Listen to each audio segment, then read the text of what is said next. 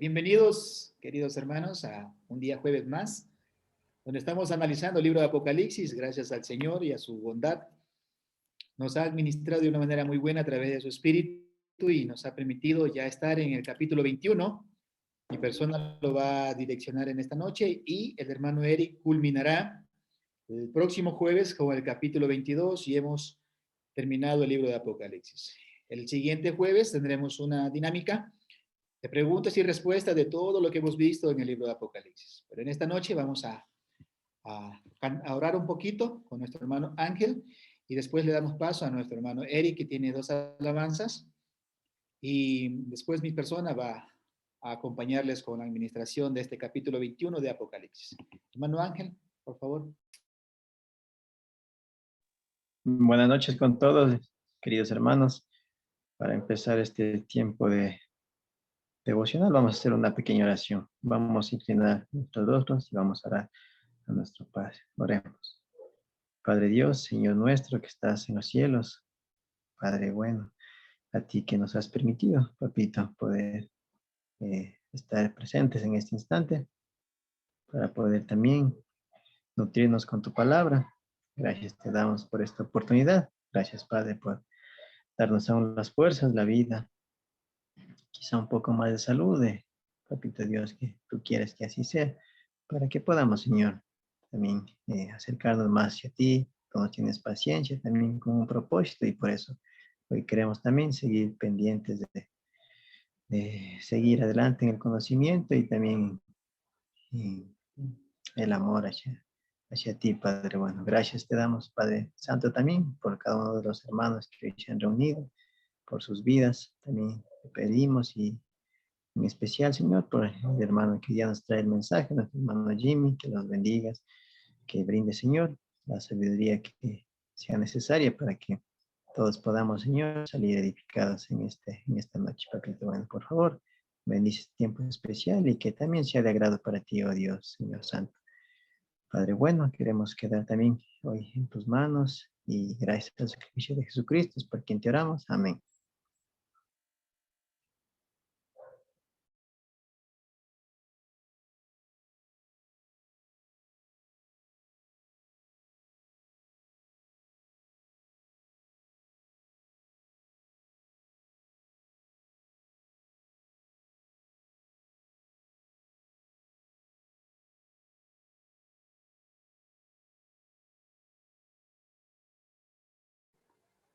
Vamos a cantar 12 alabanzas para después dejar a nuestro hermano Jimmy. En momentos así. En momentos así levanto mi voz, levanto mi canto a Cristo. En momentos así levanto mi ser, levanto mi vida a Él. Cuánto te amo, Dios, cuánto te amo, Dios, cuánto te amo, Dios. Te amo, Dios. En momentos así levanto mi voz, levanto mi canto a Cristo. En momentos así levanto mi ser, levanto mi vida a Él. Cuánto te amo, Dios, cuánto te amo, Dios. Cuánto te amo, Dios, te amo, Dios. Nos reunimos en el monte, ante el trono del Señor, con corazones muy humildes, al ofrecer una canción, gloria, honra y dominio al Señor, a nuestro Dios. Oh, aleluya, aleluya. Cantemos, redimido soy.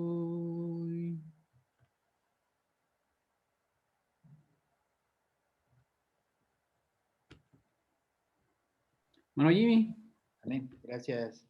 Gracias, Eri. Gracias, Angelito, por este tiempo de acompañarnos con las oraciones y las alabanzas. Vamos a compartir pantalla con las diapositivas de este estudio. Ujú. Vamos a ver.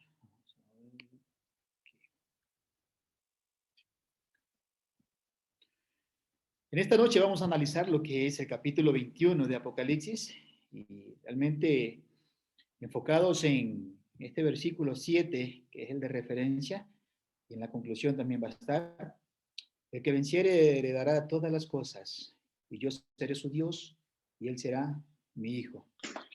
Ese es algo interesante ver el capítulo 21, ya que muestra algo maravilloso, no solo la victoria de los que perseveran hasta el final, sino que va a presentar las características de una ciudad hermosa, y que no es una ciudad que puede desaparecer por los años o por la antigüedad, no, sino es una ciudad celestial y que va a permanecer para siempre. ¿Sí? Queridos hermanos, vamos a entrar a lo que es el capítulo 21 de Apocalipsis. Vamos a empezar con el versículo, primero con el bosquejo. Vemos que el cielo nuevo y tierra nueva, tenemos el capítulo 21 del 1 al 7. Los habitantes del lago de fuego, capítulo 21, el verso 8, y las medidas y descripciones de la Nueva Jerusalén, capítulo 21, verso 9 al 27. Vamos a empezar con el versículo 1 del capítulo 21. Vi un cielo nuevo y una tierra nueva, porque el primer cielo y la primera tierra pasaron, y el mar ya no existía más. La frase cielo nuevo y tierra nueva es el lenguaje apocalíptico, es revelación, sí, que hace referencia al cielo mismo, la morada de los santos, y es donde habita, sí, Papito Dios, Señor Jesucristo y sus ángeles.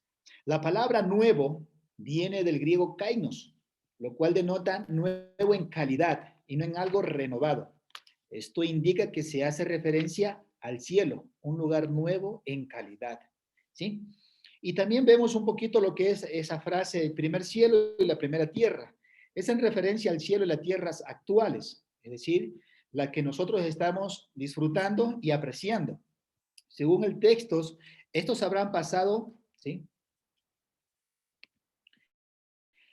Lo cual indica que ya no estarán en el futuro, en los postreros, ¿sí? Su existencia ya no estará. ¿Por qué? Porque ya vendrá una mejor ciudad, un mejor lugar de vivir para nosotros.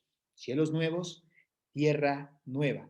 Lo que ahora está, ya no va a estar.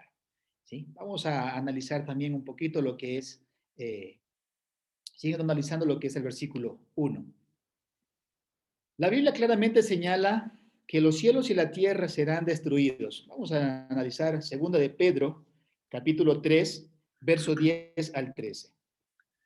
Pero el día del Señor vendrá como ladrón en la noche, en el cual los cielos pasarán con grande estruendo, y los elementos ardiendo serán deshechos, y la tierra y las obras que en ellas hay serán quemadas. Puesto que todas estas cosas han de ser deshechas, como no debéis vosotros andar en santa y piadosa manera de vivir, esperando y apresurándonos para la venida del día de Dios, en el cual los cielos encendiéndose serán deshechos y los elementos siendo quemados se fundirán. Pero nosotros esperamos, según sus promesas, cielos nuevos y tierra nueva, en los cuales mora la justicia. Es interesante ver cómo el apóstol Pedro presenta lo que sucederá un día. Todo esto que estará acá será destruido. Es decir, tiene su sentido porque ya no lo vamos a necesitar. Los que perseveran hasta el final y son fieles van a estar en ese cielo nuevo. Más adelante vamos a ver un lugar que dice el lugar del lago de fuego. ¿Quiénes están ahí? Para los que han sido desobedientes. Entonces, el mar tampoco será necesario una vez que estemos en el cielo. Ya no necesitamos apreciar esa abundancia de agua, esas olas, ¿sí? Esa majestuosidad del mar. Ya no, porque habrá un lugar mucho mejor que eso que estamos apreciando. Algunos argumentan que los santos vivirán en un cielo y en una tierra renovada. Este argumento está en conflicto con la enseñanza bíblica, de que estaremos en el cielo con Dios. Así es, ¿sí? Vamos a ver lo que nos dice el Evangelio de Juan, capítulo 14, verso 1 al 3. No se turbe vuestro corazón, creéis en Dios, creed también en mí. En la casa de mi Padre muchas moradas hay. Si así no fuera, yo os lo hubiera dicho. Voy pues a preparar lugar para vosotros. Y si me fuere y os prepararé lugar, vendré otra vez y os tomaré a mí mismo para que donde yo estoy, vosotros también estéis. Es interesante ver cómo el Señor Jesucristo presenta esa promesa, que donde Él va a preparar morada. Y si no las hubiera, Él las haría para los fieles. Y justamente teorías como las que se presentan, había muchas, argumentos humanos hay muchos, pero lo real es que hay un cielo preparado para los fieles. ¿Sí? Vamos a seguir analizando ahora el versículo 2. Apocalipsis, capítulo 21, el versículo 2. Y yo, Juan, vi la santa ciudad y la nueva Jerusalén descender del cielo de Dios, dispuesta como una esposa ataviada para su marido. Uh-huh. La frase la santa ciudad y la nueva Jerusalén, un lenguaje apocalíptico para referirse a la iglesia del Señor. Muchas veces la Biblia usa diferentes palabras para referirse a lo mismo. Por ejemplo, la Biblia hace referencia a Jesús como una puerta y como un pastor, pero para referirse a quién? Al Señor Jesucristo como maestro, y ahora lo va a presentar como un pastor. Como lo que nos dice Juan, capítulo 10, el verso 9 al 11. Yo soy la puerta, el que por mí entrare será salvo, y entrará y saldrá y hallará pastos. El ladrón no viene sino para hurtar y matar y destruir. Yo he venido para que tengan vida y para que la tengan en abundancia. Yo soy el buen pastor su vida da por las ovejas. Vemos aquí como la palabra puerta, buen pastor, hace referencia a la misma persona que es Jesucristo. ¿Sí? Y justamente aquí vemos la referencia, la santa ciudad y la nueva Jerusalén, refiriéndose a la iglesia del Señor. Seguimos analizando el versículo 2, dice, la frase que desciende del cielo indica que la iglesia es de origen celestial.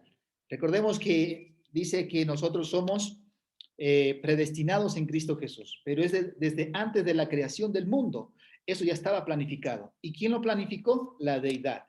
Conversaron para que esto tenga un propósito. Cuando vienen las profecías, todo tiene un propósito y al final llega a ser la iglesia. Entonces, este origen es divino, no es una invención humana. ¿Sí? Podemos ver en Gálatas, capítulo 4, el verso 26, una referencia concerniente a lo que está presentando aquí. ¿Sí? Y es ahí donde va a manifestar que Cristo es la cabeza de la iglesia y Él reina desde el cielo. La frase ataviada para su esposo. ¿Sí? Justamente este texto de Efesios capítulo 5, verso 25 al 27, hace referencia de esa, ataviada para su esposo. Y justamente el apóstol Pablo lo compara el matrimonio como con la iglesia, para darle ese realce, no solo al matrimonio, sino en especial a la iglesia que él compró con su sangre. ¿Sí? Confirma que es referencia a la iglesia. Cristo vendrá por su esposa, la cual debe estar sin mancha. Miremos un poquito lo que nos dice Efesios, capítulo 5, verso 25 al 27. Maridos, amad a vuestras mujeres, así como Cristo amó a la iglesia y se entregó a sí mismo por ella, para sacrificarla habiéndola purificado en el lavamiento del agua, por la palabra, a fin de presentárselas a sí mismo una iglesia gloriosa que no tuviese mancha ni arruga ni cosa semejante, sino que fuese santa y sin mancha. Uh-huh. cómo Dios hace la obra y cómo su paciencia permite que la iglesia se perfeccione para que cuando Él venga, la encuentre pura, como una esposa lista para el matrimonio. Entonces, ese es el ánimo que presenta aquí, que desciende desde el cielo, indicando una iglesia de origen celestial. Es decir, que no es que la iglesia va a quedarse aquí por la eternidad en la tierra, ¿sí? Sino más bien tiene un propósito, comprada por la sangre de Cristo, que es su esposo y un día vendrá por ella, pero a encontrar una iglesia perfecta, madura en las cosas del Señor. ¿Sí? Ahora miremos lo que nos dice el versículo 3 y vamos a analizar. Y oíd una gran voz del cielo que decía, he aquí, el tabernáculo de Dios con los hombres, y Él morará con ellos. Y ellos serán su pueblo, y Dios mismo estará con ellos como su Dios. Este pasaje básicamente denota la comunión que la iglesia tendrá con Dios en el cielo. Es decir, una relación muy especial, una relación muy estrecha, ¿sí? Espiritualmente hablando. ¿Sí? Es algo interesante cómo Dios, desde que hace la obra con Cristo, la ha ido perfeccionando. Pero lo que nosotros experimentamos aquí en la tierra, como seres humanos vivos, es muy diferente a lo que tendremos allá. Es algo armonioso, algo maravilloso, es algo celestial. La frase, Él habitará entre ellos y ellos serán su pueblo, y Dios mismo estará entre ellos. No debe ser interpretada como dando la idea de que la iglesia nunca fue el pueblo de Dios o que Dios no haya habitado entre ellos. Más bien, corrobora todo lo que Él ha presentado desde el inicio, que como Él es el dueño de la iglesia, que Él la compró con su sangre, por eso lleva su nombre, la va a reconocer y va a estar con Él por la eternidad. Miramos un poquito también lo que nos dice el versículo 4 de Apocalipsis, capítulo 21. Enjuagará Dios toda lágrima de los ojos de ellos, y ya no habrá muerte, ni habrá más llanto, ni clamor, ni dolor, porque las primeras cosas pasaron. Es interesante lo que vamos a tener nosotros. Y este texto me hace recordar que el Señor Jesucristo dice, es necesario que yo me vaya para que Él venga. ¿Quién? El Consolador. Pero ahora lo tenemos a Él mismo dando esta promesa aquí. Que Él va a enjuagar, dice, Él va a limpiar nuestras lágrimas. De todo su sufrimiento que nosotros enfrentamos desde que hemos reconocido a Jesucristo como nuestro Señor y Salvador, desde ahí Él va a tener presente nuestras luchas y Él es el que va a limpiar nuestras lágrimas. ¿Sí? ¿Pero por qué? Porque Él nos reconoce como su pueblo y un pueblo que era perseguido. Y eso es lo que hemos visto desde el primer capítulo de Apocalipsis, sus 7 iglesias que estaban en Asia, siendo perseguidas, maltratadas, humilladas. Pero muchos, a pesar de esos sufrimientos, se mantuvieron firmes en las cosas del Señor. En pocas palabras, se les anima a no darse por vencido para que puedan estar en este lugar hermoso. ¿Sí? Dado a que las primeras cosas han pasado, es por esto que ahora ya no existen estas cosas que el pecado produjo en las vidas de las personas. Realmente el ánimo de este libro de Apocalipsis es grande, que perseveremos hasta el fin.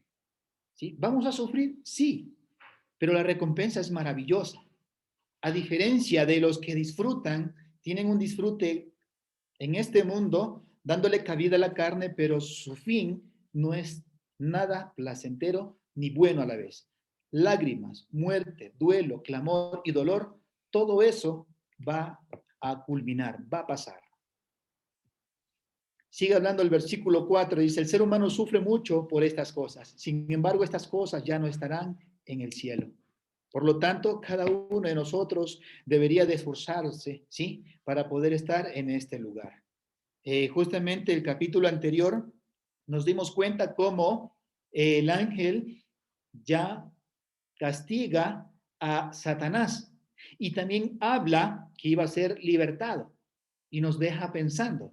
Pero mayormente cuando vimos los otros textos que hablaba de un libro que había muchos que estaban escritos ahí, pero otros no. Eso es lo interesante, de seguir luchando, de seguir animados para que nuestros nombres estén en ese libro de la vida eterna. En el cielo no habrá nada de estas cosas, ¿sí?, que hemos mencionado. Sin embargo, en el lago de fuego, castigo eterno, infierno, habrá tormento por la eternidad. Eso es lo difícil para el ser humano que vive y que no ha reconocido al Señor Jesucristo como su Salvador. Y eso es algo triste para los que van a estar en ese lugar. El ánimo para nosotros, lo que nos brinda este versículo es ánimo, sigamos adelante. Hay un propósito y hay una recompensa. Si perseveramos hasta el final, estaremos en ese libro de la vida, ¿sí?, en ese lugar celestial y una ciudad hermosa. En el versículo 5, Apocalipsis 21 nos dice: Y el que estaba sentado en el trono dijo: He aquí, yo hago nuevas todas las cosas. Y me dijo: Escribe, porque estas palabras son fieles y verdaderas. el hecho de que Dios diga que las cosas serán nuevas indica que esto sucederá. Si analizamos a las escrituras desde Génesis capítulo 3, verso 15, que es la promesa, el Señor no ha mentido. La Biblia queda como un testigo fidedigno para darnos cuenta que las promesas que Dios ha hecho las ha cumplido. Y Él nos presenta una más. Y tengámoslo por seguro que Él la cumplirá. Estas son palabras fieles y verdaderas, lo cual indica que podemos confiar en lo que se dice. Vamos a ver un poquito lo que nos dice también el versículo 6. Y me dijo: Hecho está, yo soy el alfa y el omega, y el principio y el fin. Al que tuviere sed, yo daré gratuitamente de la fuente del agua de la vida. Hecho está. Confirma que las cosas que Dios dice se cumplirán. ¿Sí? ¿Por qué? Porque el que promete ha cumplido muchas promesas y hasta aquí no nos ha mentido. El título Alfa y Omega se aplica a Dios, así como también a Jesús. Estas palabras son principio y fin. Es decir, que es un complemento total. Él es el principio y Él es el fin. ¿Qué es lo que entendemos por Alfa y Omega? ¿Sí? Aparte de principio y fin. Alfa y Omega son la primera y la última letra del alfabeto griego, lenguaje en que se escribió el Nuevo Testamento. Tiene un sentido muy bueno. ¿Por qué? Porque Él inicia una obra y Él mismo la va a terminar. Lo que Él promete desde el principio, lo cumple al final. ¿Y quién hace todo esto? Papito Dios, en Cristo Jesús. El versículo 7 de Apocalipsis 21 dice esto: El que venciere heredará todas las cosas, y yo seré su Dios, y él será mi hijo. ¿Cuáles son las cosas que el vencedor heredará? La respuesta es simple: todas las cosas. Es maravilloso. ¿Por qué? Porque muchas veces en una competencia hay 3 premios: primer lugar, segundo lugar, tercer lugar. Acá el vencedor recibirá todas las cosas que Dios ha prometido a los que vencieren hasta el fin. Por ejemplo, no borrará nuestro nombre del libro de la vida, y eso es maravilloso. Es uno de los regalos que vamos a disfrutar, que nuestros nombres van a seguir intactos, ¿sí? Como esta letra que se está presentando en la diapositiva, grande, que se puede visualizar. Ahí estarán sus nombres. Y qué hermoso es llegar a la presencia de Dios y que abra el libro de la vida y yo pueda encontrar Jimmy Álvarez. Bienvenido. Sería hermoso. Miremos también un poquito lo que nos recalca Apocalipsis, capítulo 3, ¿sí? Verso 5. Un poquito también lo que nos manifiesta y el propósito de esta vida que tenemos nosotros como cristianos. El que venciere será vestido de sus vestiduras blancas, y no borraré su nombre del libro de la Biblia, de la vida, y confesaré su nombre delante de mi Padre y delante de sus ángeles. Ropas blancas, nuestros nombres en el libro de la vida, y nos confesará delante de Papito Dios. Es interesante, es decir, hey, aquí está Jimmy, vestido de ropas blancas, y lo estoy nombrando delante de mi Padre. Qué hermoso sería eso, que sus nombres, mi nombre y todos de los santos fieles esté en presencia del Señor Jesucristo con ropas blancas y Él presentando nuestros nombres ante Papito Dios. Es hermoso, eso no es hermoso, pero al mismo tiempo nos anima a seguir adelante a pesar de las dificultades que podamos enfrentar o estar escuchando de lo que sucede en el mundo. El versículo 8 de Apocalipsis, Apocalipsis 21, verso 8 dice: Pero los cobardes e incrédulos, los abominables y homicidas, los fornicarios y hechiceros, los idólatras y todos los mentirosos tendrán su parte en el lago que arde con fuego y azufre, que es la muerte segunda. es interesante que el ángel del Señor le revela el primer ánimo a quienes, a los vencedores. Y ya empieza en este versículo 8 a hablar de quiénes, de los que no quisieron recibir al Señor o de los que estuvieron con el Señor y se apartaron dejándose seducir por el maligno. Este pasaje muestra claramente el destino, ¿sí? El capítulo final de los que practican el pecado. Romanos 6:23. Porque la paga del pecado es muerte, mas la dádiva de Dios es vida eterna en Cristo Jesús nuestro Señor. La paga del pecado es muerte. Es decir, que todo tiene su paga. Si nosotros actuamos de una manera correcta, transparente, íntegra ante el Señor, tenemos nuestra paga. Pero también los que practican el pecado tendrán su paga y no es buena. No es buena. El lago de fuego es un tormento eterno y no es agradable. Sufrimiento. Este pasaje es un contraste del versículo 4, ¿sí? Que habla de la gloria mientras que el versículo 8 habla del castigo eterno. Recién hemos leído el ánimo que presenta a todos los fieles. Sigan adelante, no se desanimen. A pesar de los obstáculos, las dificultades y necesidades que estén pasando, sigan adelante. Adelante está nuestro objetivo, la gloria eterna.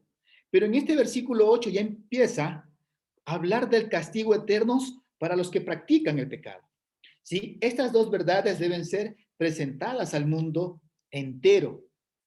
¿Qué cosas? ¿Cuáles verdades?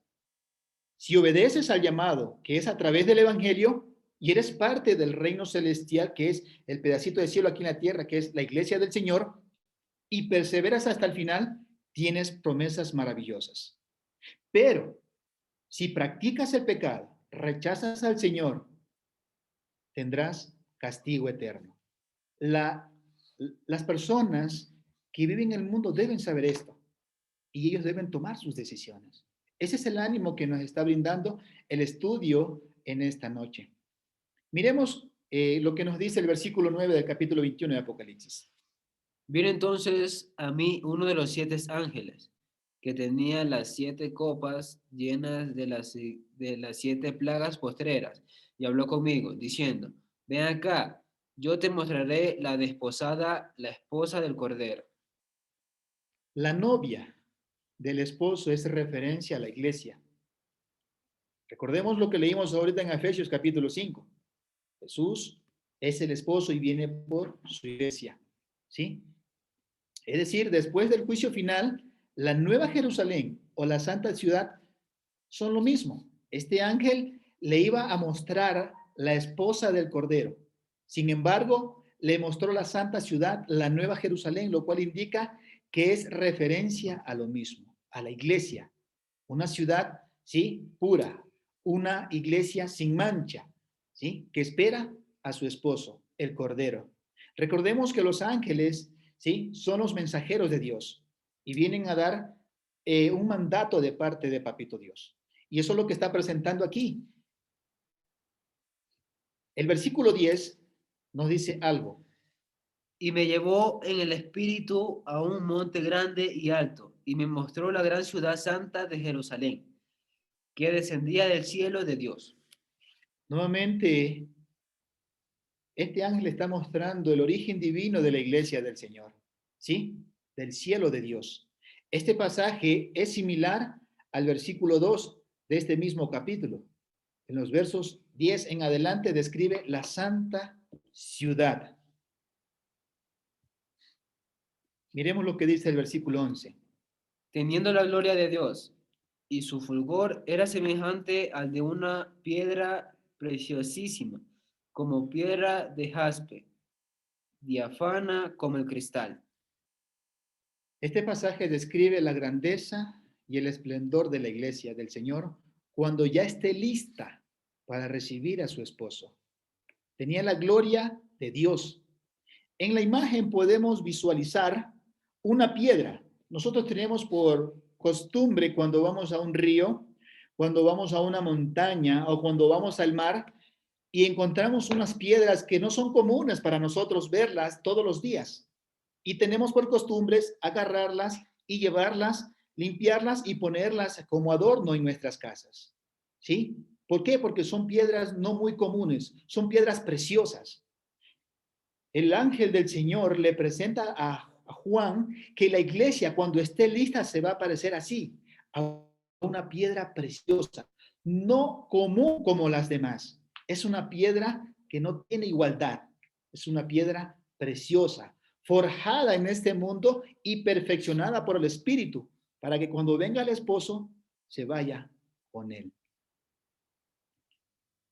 El versículo 12 nos dice: Tenía un muro grande y alto con 12 puertas, y en las puertas 12 ángeles y nombres inscritos que son los de las 12 tribus de los hijos de Israel.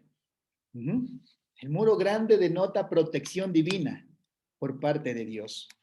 No el sentido de que existe peligro alguno, sino más bien solamente protección divina por parte de Dios. Eso es lo que está refiriéndose a este muro alto, dándole seguridad y estabilidad a la iglesia, al pueblo de Dios. ¿Sí? Se sentirá protegida y segura en el cielo, mientras que los desobedientes sufrirán castigo eterno. Van a sentirse inseguros, ¿sí? Van a seguir a sentirse tristes. ¿Por qué? Porque no tienen seguridad. Las 12 puertas denotan acceso, lo cual indica que la iglesia del Señor tendrá amplia entrada al cielo eterno. Recordemos recién que vimos el versículo anterior, cuando ya la iglesia esté lista, preparada, como una piedra preciosa, ¿sí? Pulida por el Señor. Y es aquí donde vemos un poquito en segunda de Pedro, capítulo 1, el verso 11, que la iglesia tendrá amplia entrada en el cielo eterno. Porque de esa manera os será otorgada amplia y generosa entrada en el reino eterno de nuestro Señor y Salvador Jesucristo. La iglesia es preparada, la iglesia es santificada, pura y sin mancha. Cuando la iglesia ya esté lista, tendrá una puerta amplia para que pueda entrar, ¿sí? Con toda confianza, con toda seguridad. El versículo 12 sigue hablando de la frase, las 12 tribus de Israel. Denota el pueblo de Dios bajo el Antiguo Testamento. Mientras que el versículo 14, ¿sí? Que ya mismo lo vamos a ver, tiene los nombres de los 12 apóstoles, lo cual denota el pueblo de Dios bajo el Nuevo Testamento. En pocas palabras, este lenguaje denota la totalidad del pueblo de Dios en el cielo, cuando menciona a las 12 tribus de Israel y cuando menciona a los 12 apóstoles. Está hablando en totalidad del pueblo de Dios. ¿Sí? Y también recordemos que la iglesia del Señor es la Israel espiritual de Dios. Versículo 13. Al oriente, 3 puertas, al norte, 3 puertas, al sur, al occidente, 3 puertas. Este pasaje puede denotar acceso total para el pueblo de Dios de todas las partes del mundo. Recordemos que el pueblo de Dios se encuentra en todo el mundo. Es como cuando uno va a un estadio, ¿sí? A ver un evento o a ver un partido de fútbol. Los estadios tienen algunas entradas, no solo una, tienen algunas, pero ¿cuál es la función? Para que todos puedan entrar en diferentes áreas, ¿sí? Todos puedan entrar y lleguen a sus puestos. Nosotros también tendremos esas características, es decir, vamos a tener mucha apertura para poder entrar en el cielo. Al momento que estemos perfeccionados y tengamos esa característica sin mancha y en santidad. Una iglesia preciosa. El versículo 14 Y el muro de la ciudad tenía 12 cimientos, y sobre ellos los 12 nombres de los 12 apóstoles del Cordero. Lo que hablábamos un poquito, ¿no? 12 tribus de Israel tenían los nombres en un muro y en el otro muro tenían los 12 nombres de los apóstoles. El nombre de los 12 apóstoles denota el pueblo de Dios bajo el Nuevo Testamento. ¿Sí? Recordemos que los apóstoles formaron una función muy importante, ¿sí? Para que los hombres puedan estar en el cielo. Todos los que siguen la doctrina de los apóstoles estarán en el lugar eterno de la gloria. El Señor Jesucristo dijo, sigan la doctrina de los apóstoles. Es interesante ver la función que ellos conllevaron en la tierra. El Señor Jesucristo asciende al cielo y toda esa responsabilidad recae sobre ellos. Eran 11. Recuerden que Judas murió, se ahorcó y tuvieron que buscar a otro más, ¿sí? Y justamente creo, no, sin equivocarme, era Matías, ¿sí? Y es ahí donde vemos que estos hombres empezaron una labor muy interesante, pregonar el evangelio. Y gracias a estos hombres, la iglesia comienza a formarse y a despuntar. El apóstol Juan, el último que queda, nos está mencionando este libro de ánimo y animándonos, valga la redundancia, a seguir adelante sin desmayar. Porque la obra que ellos realizaron no fue en vano, la nuestra tampoco. Tiene un propósito. ¿Sí? Versículo 15. El que hablaba conmigo tenía una caña de medir, de oro, para medir la ciudad y sus puertas y sus muros. La vara de medir es hecha de oro, dado a que la ciudad también tiene material costoso. Recordemos que esto no es literal, sino más bien simbólico. El propósito de medir es para mostrar que la santa ciudad tiene medidas perfectas, ¿sí? Y justamente nos hace recordar cuando Dios le da la orden a Noé de construir el arca. Todo fue con medidas perfectas, con madera como Dios se la indicó, no cualquier madera, no la que estaba cerca a la vista del hombre. Tenían que ir a buscar y estaba lejos, pero era una madera como Dios la quería específicamente. Aquí tenemos también medidas. ¿Por qué? Porque esta ciudad especial tiene medidas perfectas. ¿Para quiénes? Para una iglesia perfecta. El versículo 16. La ciudad se halla establecida en cuadro y su longitud es igual a su anchura. Y él midió la ciudad con la caña 12,000 estadios. La longitud, la altura y la anchura de ella son iguales. En el Antiguo Testamento encontramos que el lugar santísimo estaba en forma cúbica, ¿sí? En Primera de Reyes, capítulo 6, verso 20, muestra estas características. La ciudad santa es el tipo de lugar santísimo del Antiguo Testamento. En Primera de Reyes, capítulo 6, verso 20, vamos a ver lo que nos dice la palabra de Dios en este libro, concerniente a ese lugar santísimo. El lugar santísimo estaba en la parte de adentro, el cual tenía 20 codos de largo, 20 de ancho y 20 de altura. Y lo cubrió de oro purísimo, asimismo cubrió de oro el altar de cedro. Qué interesante ver que las mismas características que tiene la ciudad santa, donde vamos a morar eternamente, son las mismas características que tenía el lugar santísimo. ¿Quién moraba en el lugar santísimo? Era Dios. Bajaba como un fuego del cielo y se asentaba en el lugar santísimo. Las medidas tienen también como propósito mostrarlo lo inmenso que es esta ciudad, ¿sí? De acuerdo a los estudios, ¿sí? Los estudiosos, no existe espacio alguno en Palestina para una ciudad como la que aquí se menciona. Esto indica que es lenguaje figurativo y no literal, ¿sí?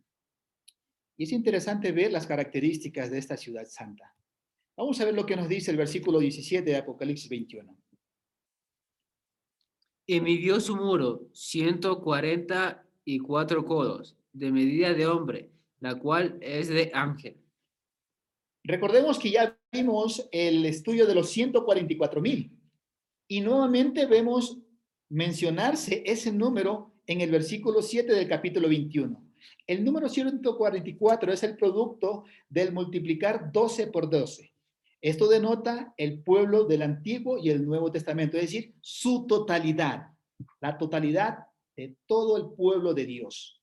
Las frases medida de hombre probablemente denota medidas con las cuales el hombre está familiarizado. Es decir, que si el ángel del Señor va a mencionar medidas angelicales, el ser humano no va a entender. Pero viene el ángel y él se lo revela a Juan y pone medidas que son entendibles para nosotros. Un codo es aproximadamente 45 centímetros, ¿sí? Y no es referencia a medida literal. Miremos lo que nos dice del versículo 18 al 20. Y es interesante cómo va a mostrar las características de la ciudad celestial. El material de su muro era jaspe, pero la ciudad era de oro puro, semejante al vidrio limpio.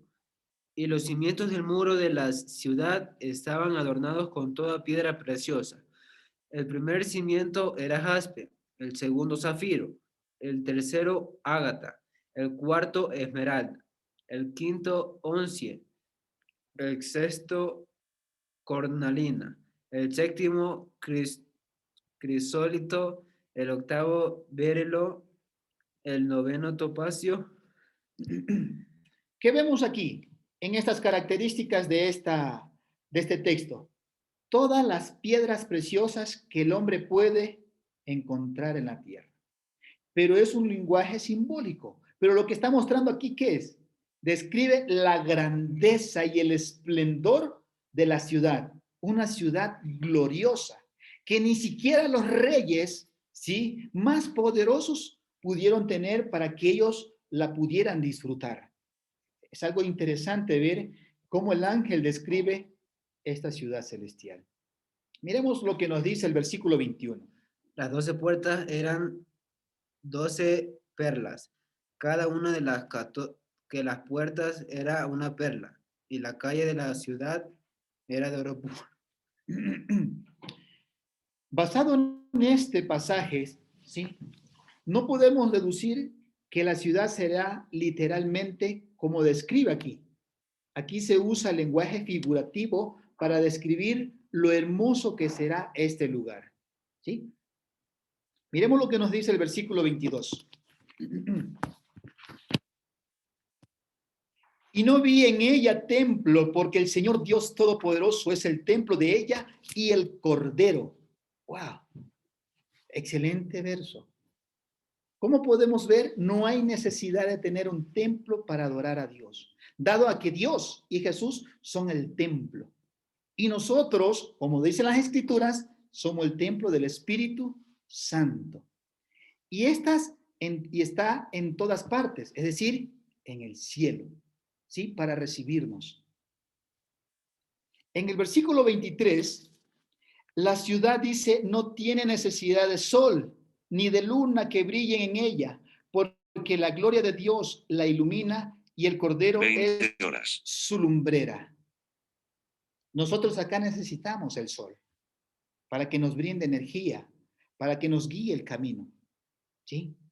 Pero allá, ¿qué vamos a tener? ¿Quién va a ser nuestro sol? ¿Quién va a ser nuestra gloria? ¿Quién va a ser nuestra lumbrera? No hay necesidad del sol ni de la luna, ¿sí?, ni de luz alguna, porque en el cielo la gloria de Dios y de Jesús iluminarán todo el cielo eterno. Este es el lenguaje hermoso que provee aliento al pueblo de Dios. Es interesante ver este capítulo 1. Cuando lo analicé, me impactaba tanto al momento de estarlo leyendo y estudiándolo, cómo el Señor presenta sus características para darnos a nosotros, ¿qué? Refrigerio. Solo saquemos en cuenta cuando una persona ha laborado arduamente bajo el sol. Se siente agobiado, cansado, maltratado por la luz de la luna o del sol. Pero acá el refrigerio va a ser Él. Y no tenemos necesidad de las cosas ya creadas, ¿sí? No hay necesidad del sol ni de la luna porque tales ya no existirán también. Esa es otra parte lógica. Ya no necesitamos de eso porque van a ser destruidas, ya que son partes de la tierra y el cielo y la tierra serán destruidas. ¿Sí? Eso es lo que podemos ver en lo que ya leímos en 2 de Pedro 3, 10 en adelante. El versículo 24. Y las naciones que hubieran sido salvas andarán a la luz de ella, y los reyes de la tierra traerán su gloria y honor a ella. Todas las naciones salvas estarán en la luz gloriosa. ¿Sí?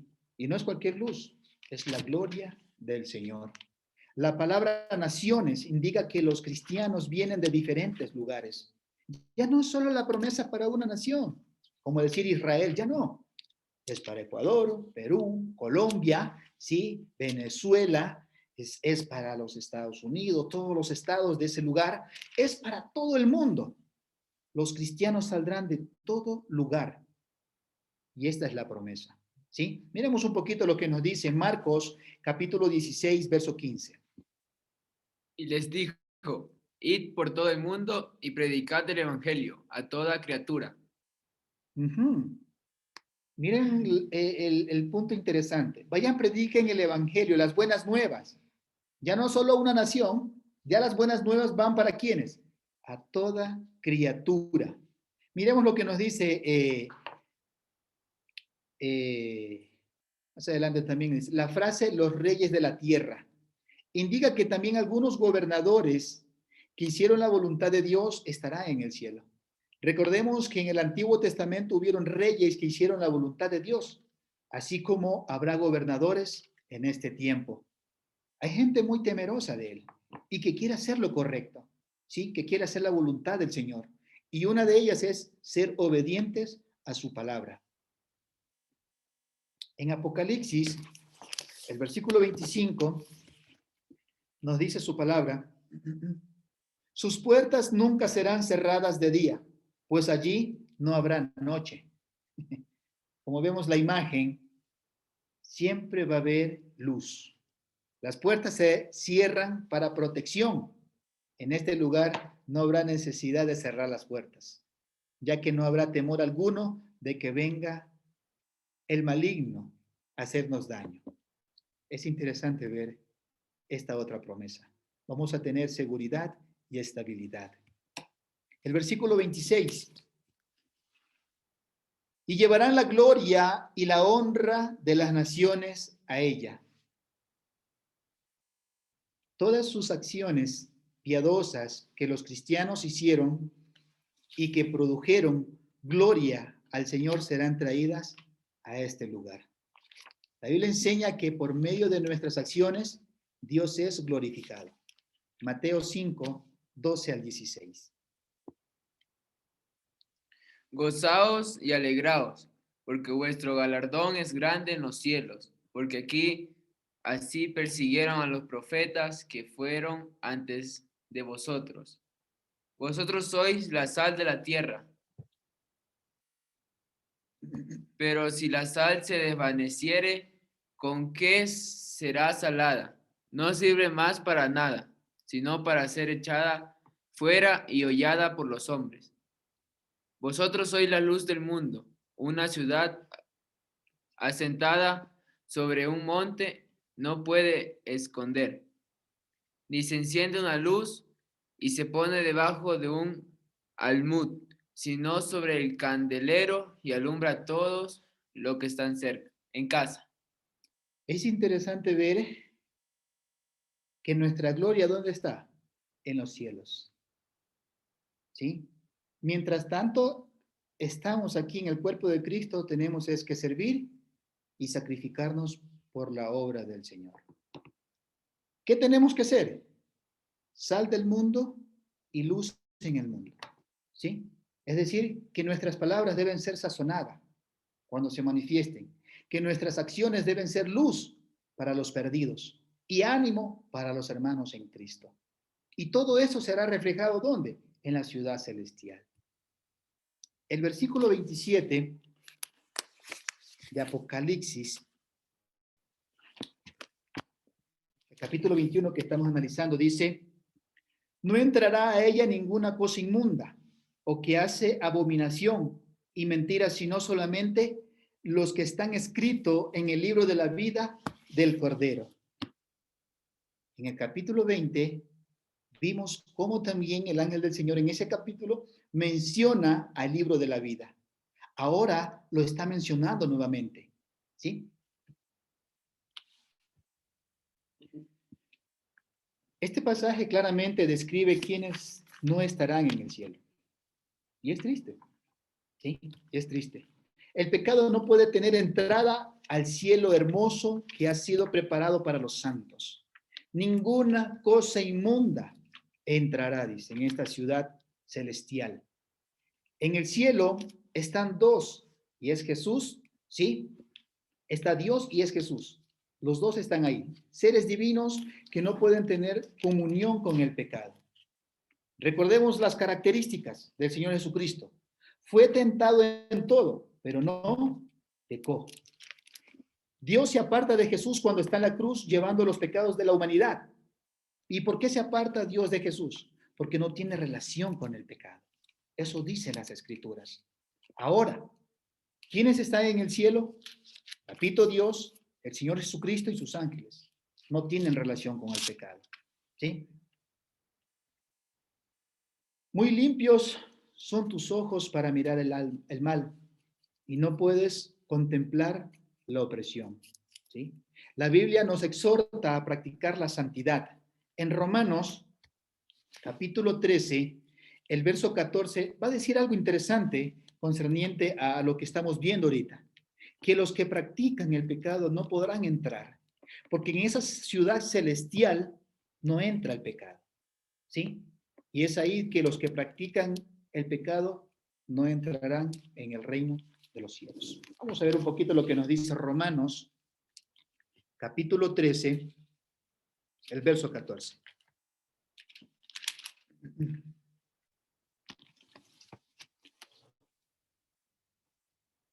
Sino vestidos del Señor Jesucristo, y no proveáis para los deseos de la carne. Vestidos del Señor Jesucristo. Las características que se presentan de esa vestidura es blanca, es pura, es sin mancha, es de santidad, ¿sí? Y no proveamos para los deseos de la carne. Hebreos capítulo 12, verso 14, también nos dice algo interesante concerniente al tema que estamos tratando.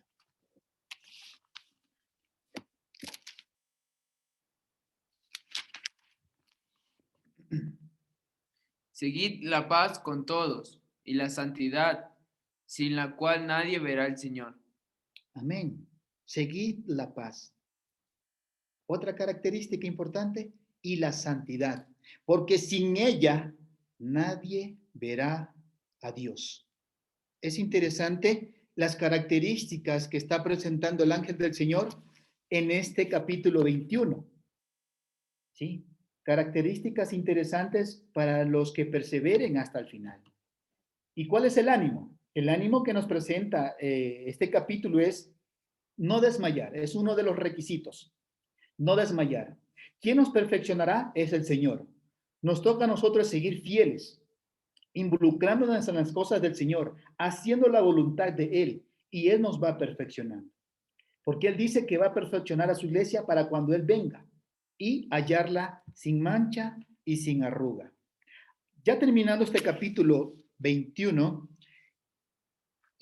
vamos a leer el versículo 7. ¿Sí? Apocalipsis, capítulo 21, el versículo 7, es el texto clave para este capítulo. El que venciere heredará todas las cosas, y yo seré su Dios, y él será mi hijo. Ajá. Victoria en Cristo, porque se muestra la hermosa santidad, la santa ciudad celestial de los santos fieles que han vencido. Él será nuestro Dios, nosotros seremos sus hijos. Queridos hermanos, nuestro caminar no es fácil, pero la recompensa, como dijo Mateo capítulo 5, verso 12, vuestro galardón está en los cielos. Vuestra recompensa está en los cielos.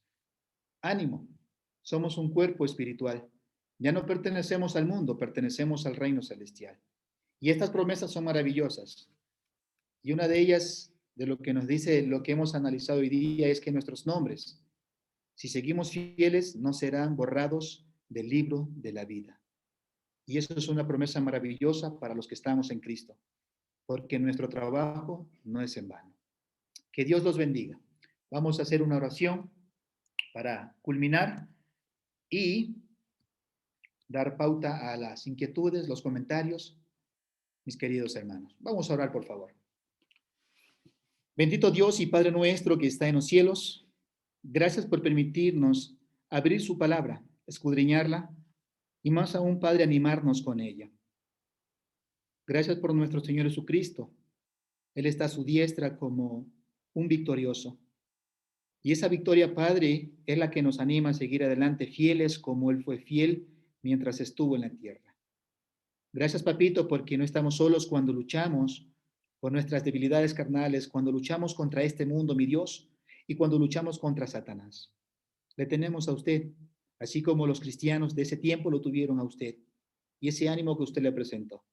Permítanos, Padre, decirle gracias por su compañía todos los días, en cada momento, en cada instante. Gracias por no abandonarnos, por estar siempre ahí, Padre, fiel, aún a pesar de nuestras debilidades. Gracias, Papito lindo, porque nos está perfeccionando para cuando venga nuestro Señor Jesucristo nos lleve como una iglesia gloriosa, sin mancha. Papito Dios, queremos seguir adelante en sus caminos.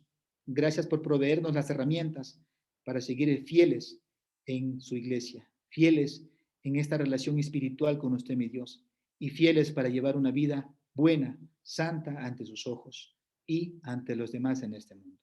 Papito bueno, le damos gracias por este capítulo 21 de Apocalipsis, que ha sido de ánimo para nosotros. En Cristo Jesús oramos. Amén.